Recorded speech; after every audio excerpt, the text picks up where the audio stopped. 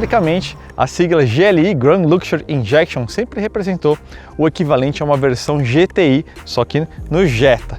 E isso faz muito tempo que aconteceu a primeira vez, foi em 1980, na primeira geração do Jetta. Na prática, a gente quase sempre teve uma versão do GLI, pelo menos lá nos Estados Unidos, não aqui no Brasil. 6 gerações no total, apenas a Mark III do Jetta que ficou sem uma versão GLI. Isso quer dizer que esse cara aqui é um Golf GTI com porta-malas? Não exatamente. Beleza, a gente tem sim o mesmo motor, o EA888, turbo 2.0, o mesmo câmbio, o DQ250, 6 marchas, mesma plataforma, MQB e uma série de elementos em estilo em comum que a gente vai apresentar para vocês. Mas a gente tem algumas diferenças aqui que são particularmente importantes. A gente tem uma diferença de massa de 61 kg, a gente tem 5 centímetros a mais de entre-eixos, a gente tem a presença de um balanço traseiro muito mais longo e principalmente uma filosofia de ajuste de suspensão diferente. Aqui a gente tem mais algo entre o que seria o Golf GTI e o Golf 1.4 Highline. Tem também umas diferenças bem importantes aí na parte interior, algumas para melhor e outras para pior. Preço. Nosso amigo aqui sai por R$145 mil, um preço que coloca ele em briga direta com carros como o Civic Touring e o Ford Fusion SEL. Na prática, se a gente colocar esse cara aqui dentro de casa, vocês vão ver que o preço fica bem competitivo. Basta considerar que o Golf GTI custa R$150 mil. Começa em 151 mil, só que para você deixar ele num nível de equipamentos mais ou menos próximo ao do Jetta GLI, já vai passar aí da casa dos R$160 mil. Mas vamos começar a falar logo do Jetta GLI. Vou começar pela parte de design. Eles fizeram uma série de trabalhos aqui para deixar o carro com um visual um pouco mais esportivo. Mas se você perguntar a minha opinião pessoal sobre o que eu acho dessa geração do Jetta, olha, eu acho que ela ficou um pouco world design demais e alemã de menos. E uma coisa que me incomoda em particular é a proporção da grade, uma coisa que a gente vê em muitos carros feitos para o mercado emergente, mercado chinês. Eu não gosto dessa proporção, se a gente comparar especialmente com o próprio Golf do Mark VII, a gente tem uma diferença muito grande de proporção aqui na bocarra, né? Não sei se é por uma questão de size impression, né, para deixar o carro mais corpulento, mas eu sinto que ficou um pouco deselegante. Agora, aqui no GLI, o pessoal do design da Volkswagen conseguiu fazer um baita trabalho. A cor preta também disfarça um pouquinho, mas eles fizeram uma série de mudanças aqui para deixar toda essa dianteira mais esportiva e mais proporcional também do que em relação aos outros modelos. Se você olhar, por exemplo, a parte inferior, a gente tem aqui uma grade que é muito mais alta, uma forma muito mais escultural, especialmente nessa parte aqui, que é um pouco difícil de ver porque esse carro aqui é preto, mas a gente tem aqui mais ou menos uma saia flutuante aqui, mais ou menos até o estilo do Sandero RS e dentre outros carros esportivos. E aqui a gente tem elemento de honeycomb na grade, né? Esse formato de favo de mel aqui, que é um elemento de estilo, inclusive, que está presente no GTI, que a gente vai ver em alguns elementos internos também. Obviamente também os faróis são uma grande diferença, né? Com esse canhãozinho aqui de LED e essa assinatura aqui de DRL e, obviamente, o friso vermelho, que acaba virando a grande assinatura de estilo para quem vê esse carro de frente. Então a dianteira ficou bem mais resolvida do que o modelo normal de produção e dá até mais sentido para esses vincos aqui a lá Audi A5. Passando aqui para o lado, vale você notar esse lip que começa a nascer aqui na parte de baixo do para-choque e contorna todo o perímetro do veículo. Até lá atrás, reduz um pouquinho o arrasto, também deixa o carro um pouquinho mais assentado na parte visual. Aqui a gente tem o emblema GLI, né, esse acabamento agora em vermelho, vermelho que também está presente nas pinças de freio. Rodas aro 18, modelo Polanco. Uma roda que tem uma cara um pouco OEM demais, né? Um pouco sisuda demais para uma versão esportiva. Eu fico imaginando esse carro, até com esse elemento de estilo novo dos para-choques e sais, que é legal uma roda preta aí, uma roda BBS, OZ, HRE. Aliás, fica a dica aí, você procure a GP Parts, que são os representantes oficiais dessas 3 marcas aqui no Brasil. Com certeza ficaria muito mais vistoso aí, uma rodinha preta nesse carro, vai ficar bem mais bacana. Aliás, já que a gente está falando de roda, atrás delas a gente tem freios maiores, né? Agora passou de 278 milímetros o disco para 312, portanto é a mesma peça do Golf GTI, com o qual ele divide a plataforma em uma série de outros elementos construtivos, mas a gente não tem aqui os freios do Jetta GLI norte-americano, que tem 340 milímetros. Lá eles usam os mesmos discos do Golf R, mas Atrás a gente tem uma mudança bastante importante aqui do GLI em relação aos outros modelos. Aqui a gente tem uma suspensão independente, né? Então sai o eixo de torção entre o sistema multibraços Forlink, então faz uma diferença bastante grande, especialmente quando você está andando em piso ruim, com um pouquinho mais de velocidade.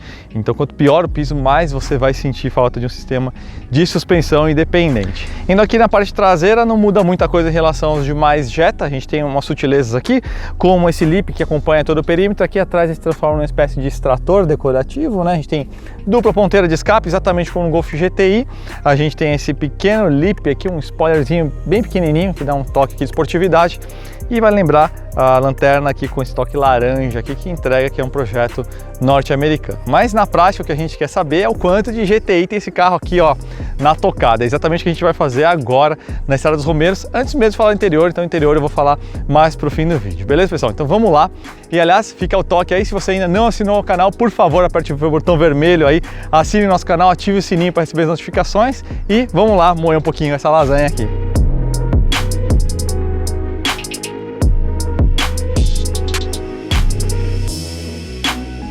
Então vamos ver aí qual que é a disposição do Jetta GLI 2.0. TSI é a 888. Aliás, a gente tem uma matéria muito legal que o Léo Contesini escreveu lá no Flatout. Vou botar o link aí nos comentários para vocês verem a evolução desse motor aí que está há muito tempo na linha Volkswagen. Motor excelente que ainda dá muito trabalho aí para todos os concorrentes. Uma das grandes referências de mercado, motor super dimensionado e que tem um rendimento muito alto. Aqui a gente tem 230 cavalos, exatamente como no Golf GTI, porque o conjunto de motor e câmbio é exatamente o mesmo, né? Esses 230 cavalos, aliás, vão aí de 4.700 até 6.200 RPM, e antes disso a gente tem uma mesa de torque que vai de 1.500 RPM até 4.600 RPM, 35,7 kgfm de torque. Então, vamos logo ver qual é que é desse carro. Então vou mudar aqui o modo de direção para o Sport, desativar aqui o primeiro modo aqui do controle de tração, ele precisa de uma apertada um pouquinho mais decidida. Já estou no modo S1 aqui, depois vou mudar para o modo manual e troca de marchas.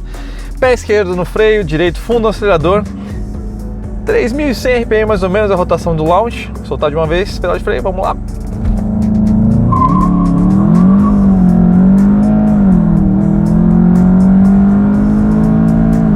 Uma bela deslanchada. Aliás, uma dica interessante aqui, eu tinha feito antes um launch no modo manual com tudo desligado aqui, e aí o slip, o deslizamento do pneu é um pouco maior e ele acaba segurando um pouco a potência. Então o jeito mais rápido aqui é no S1 mesmo, com o primeiro estágio só do controle de tração desligado.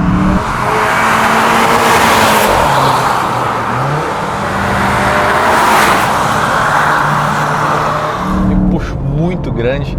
Já esperava isso, né? O powertrain do Golf GTI, ó, muito legal. Essa subida você não faz ideia como ela é íngreme e ele vai caminhando como se não fosse nada isso aqui. Então, muito, está se aproximando agora da famosa Maison Blanche, né? Curva dos nossos amigos autoentusiastas, curva bem legal, aliás. Uma alavancada forte aqui no freio, entrada um pouquinho mais agressiva aqui. Sobre os freios, aliás, tem uma coisa para falar um pouquinho mais para frente. Os freios são muito bons, mas poderiam ser melhores, eu vou explicar isso daqui a pouquinho. Olha, eu não poderia esperar menos do que um sedã com todo o powertrain do Golf GTI, um carro que a gente avaliou, vocês conheceram muito bem. Disposição aqui sobra, né? A gente tem mais de 35 kgfm de torque.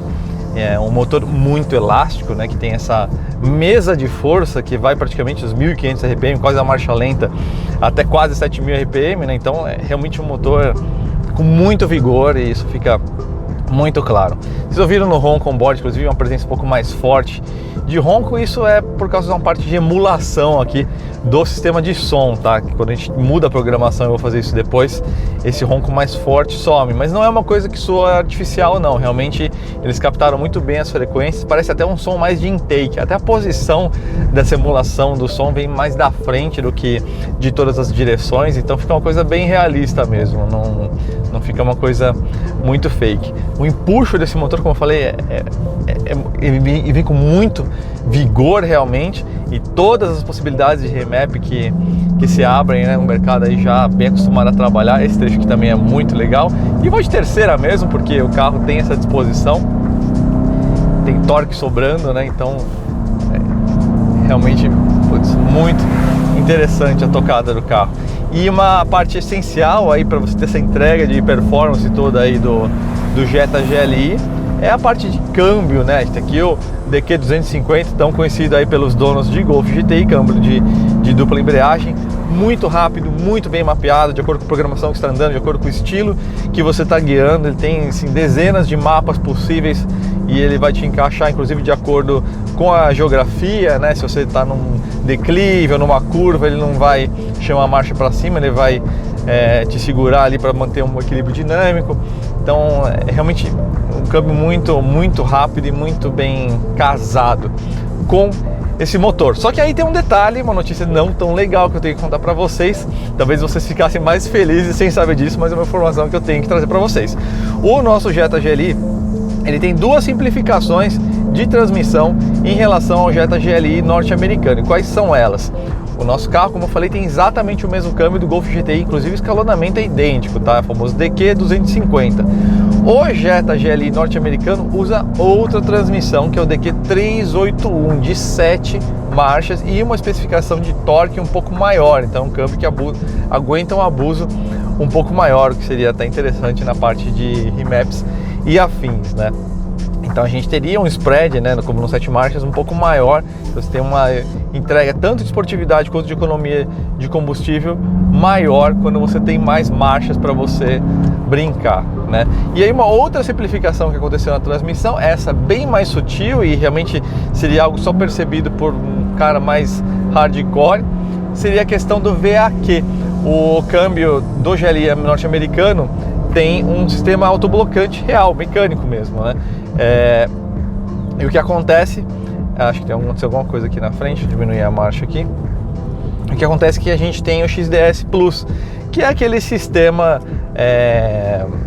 puramente eletrônico, né? Então é um sistema que vai frear a roda motriz interna na curva. Então na curva direita ela vai frear um pouquinho a roda do lado direito para transmitir automaticamente torque para a roda de fora, por pura física, né?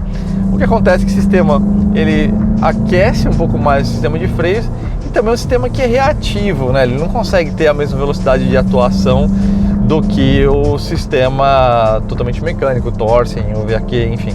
Então esses são dois pênaltis que a gente tem na parte de transmissão que o GLI teve de fazer aí para se manter competitivo aí no mercado, né?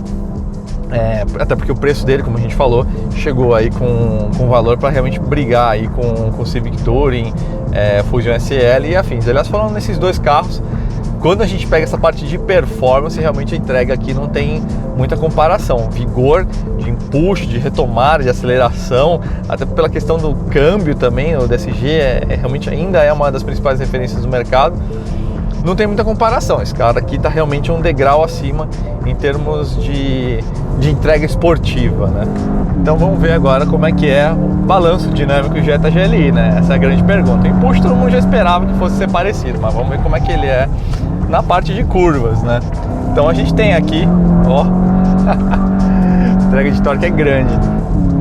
A gente tem um balanço dinâmico que não é exatamente igual ao do GTI, né? A gente tem um carro aqui um pouco maior, um pouco mais maçudo, 1.432 kg, dá 61 kg a mais do que o Golf GTI. A gente tem 5 centímetros a mais de entre-eixos aqui, mas especialmente a gente tem uma filosofia diferente na calibração de suspensão. Aqui a gente tem uma suspensão que está mais ou menos aí na casa de algo entre o Golf GTI e o Golf 1.4 TSI Highline, especialmente o alemão, né? Então é um carro que ele tem uma movimentação de carroceria um pouquinho maior, uma rolagem um pouquinho maior, mas especialmente uma oscilação vertical maior, né? Então em bumps, em transições diagonais, você sente um pouquinho mais isso, até porque também esse carro aqui é um sedã, né? Tem todo o balanço traseiro ali, o overhang, né? Que nesse carro inclusive não é pequeno, é longuinho. Então é um carro que não tem a mesma agilidade cortante do GTI, mas é um carro que é extremamente capaz e muito divertido numa estrada, ainda mais como essa, com asfalto tão perfeito, vazia, é diversão garantidíssima, né?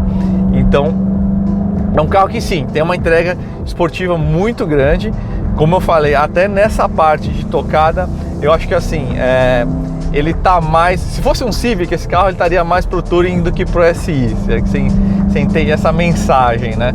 Então, não é exatamente como o GTI em termos de resposta, mas ainda assim é muito bom. Se a gente fazer um paralelo com os rivais de categoria, assim, esse carro aqui é um claro vencedor em relação ao Fusion, mas de curva, vale lembrar, o nosso amigo Civic Touring é um carro absurdo de curva, diria que quase tão capaz ou tão capaz quanto o Jetta GLI. Então, apesar de ele não ter nenhuma pretensão esportiva tão direta quanto o GLI o faz, Civic Touring realmente é um carro que dá muito trabalho. Aquela plataforma realmente é excelente, mesmo a versão mais simples desse Civic de geração nova é um carro impressionante de curvas. Então, a tocada do carro não é igual a do GTI, mas eu acho que é até algo interessante para o perfil desse carro, que é um sedã que você consegue usar, um sedã familiar mesmo, um sedã executivo, né?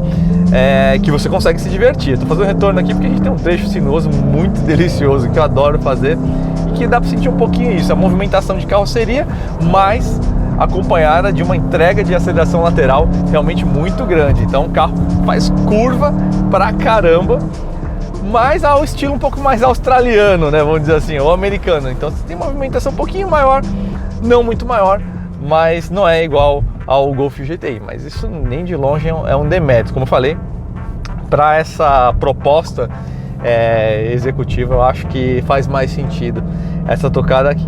Vamos lá para a cidade e ver como é que o carro se comporta na parte urbana.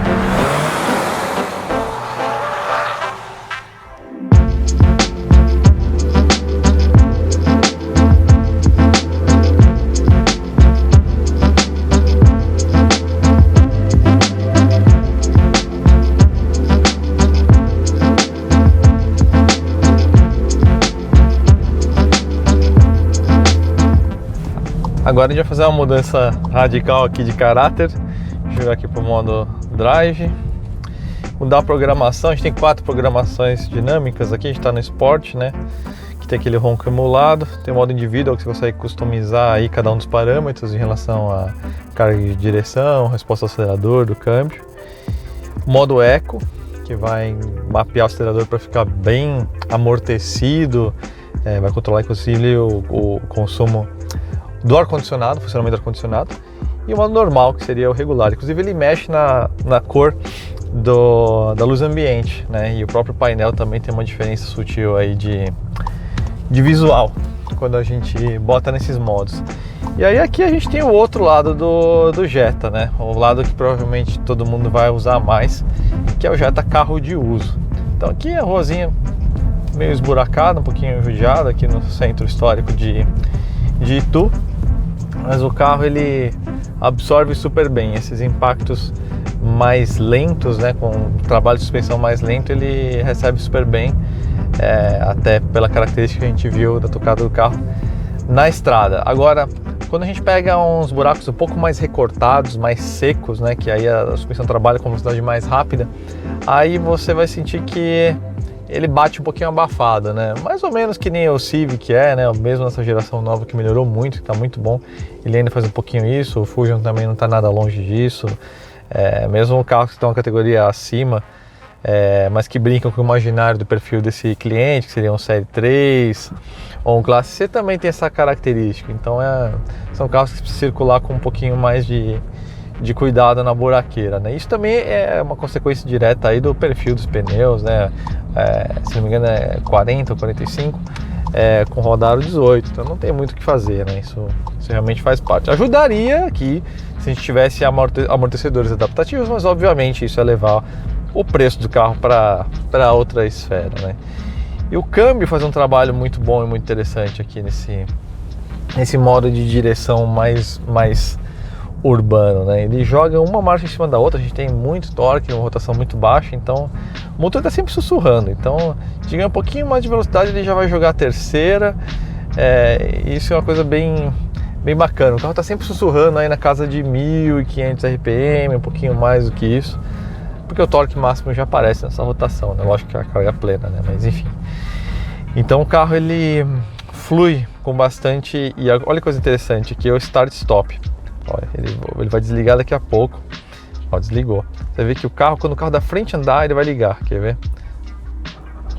Olha que interessante. Isso é uma evolução do Start-Stop. Ele tem o radar, né, do controle de cruzeiro adaptativo. E aí agora uma evolução de Start-Stop, são duas na verdade. Quando o carro está começando a parar, ele já desliga. Não sei se vocês perceberam. Eu estava aí a uns 3 km por hora, ele já desliga, então você ganha uma gotinha de combustível aqui. E quando o carro da frente deslanchar, ele vai ligar. Vamos ver isso de novo funcionando. Ó, vamos lá. Ó, e isso é também uma coisa bacana pra gente distraída, né? Que fica aí na porcaria do celular quando o semáforo tá fechado e aí ferra o trânsito, acaba colaborando aí um pouco pro trânsito urbano essa questão aqui. A parte de suspensão, como eu já falei, o carro faz um trabalho muito bom. Então, assim, de forma geral, essa acho que vai ser a principal aplicação do Jetta, né? Então, por isso é um carro que não foi desenvolvido para essa pegada mais nichada, mas sim um uso mais geral, um tempero esportivo que vem muito mais do powertrain, mas a parte de direção e de suspensão a gente tem um temperinho, um saborzinho aí.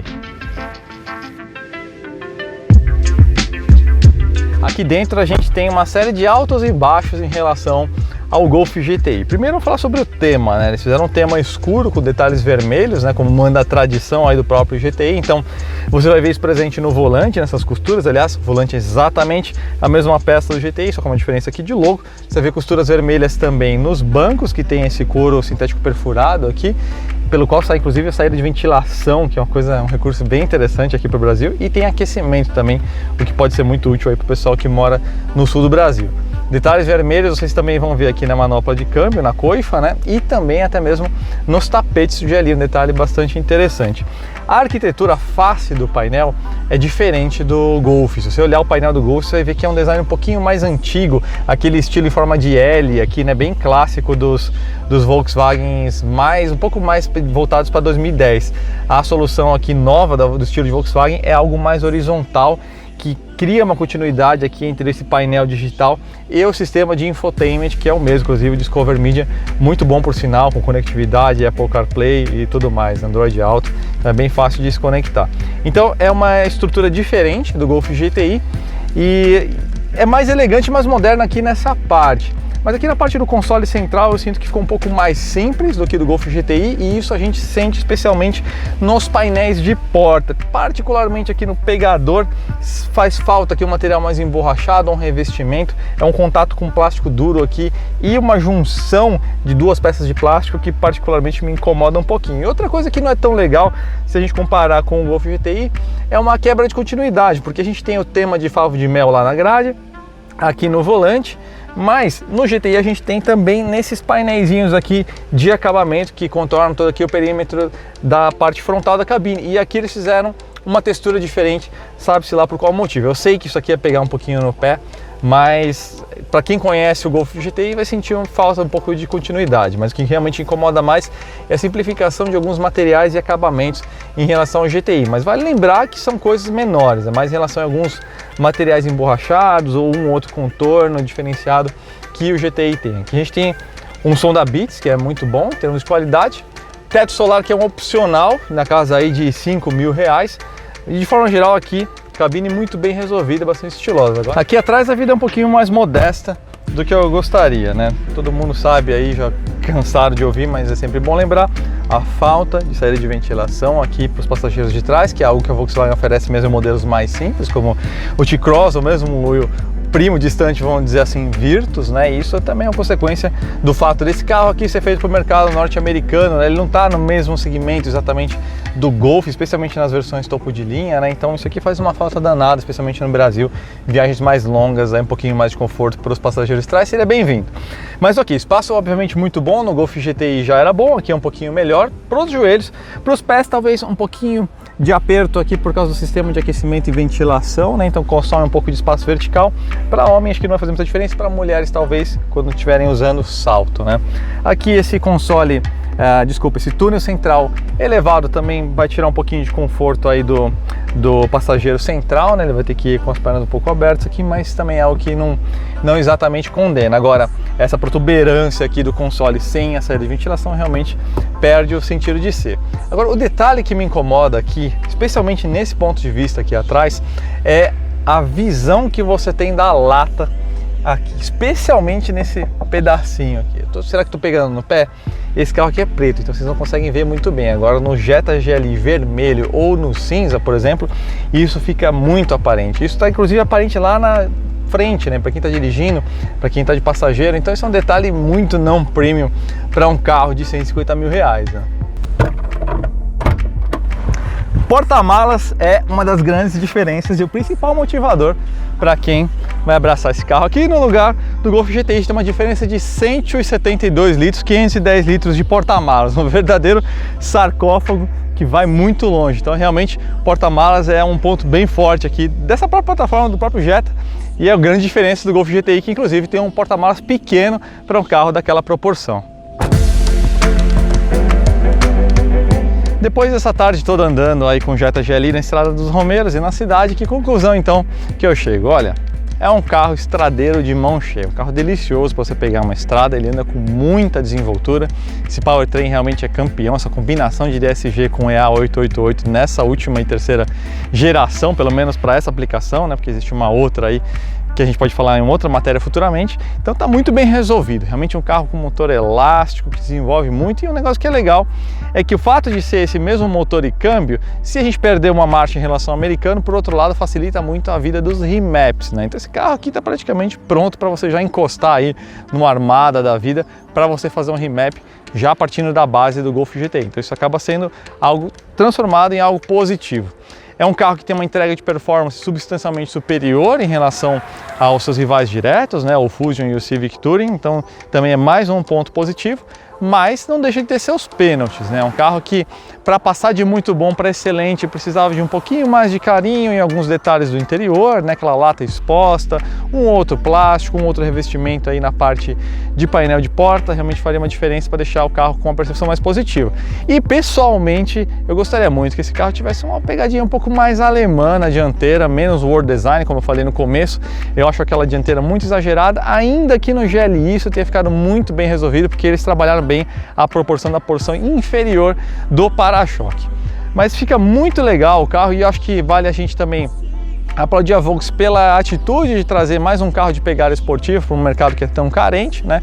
E eles conseguiram trazer um carro que não só traz essa questão de ser, entre aspas, com muitas aspas, né, um GTI, um Golf GTI com porta-malas, que tem algumas diferenças que a gente viu ao longo de todo o vídeo, né, mas ao mesmo tempo é um sedã executivo, então é um carro que realmente consegue entregar tudo que você precisa para o dia a dia. Agora, como eu falei, é um carro de pegada mais executiva, então não espere que esse carro vai ter a mesma agilidade dinâmica de um Civic SI, de um Mini de Cooper Works, ou mesmo no Golf GTI. A proposta desse carro aqui é diferente, realmente é uma entrega mais comportada em termos de curva, mas de tocada em linha reta e mesmo em desenvoltura, realmente é um carro muito bom.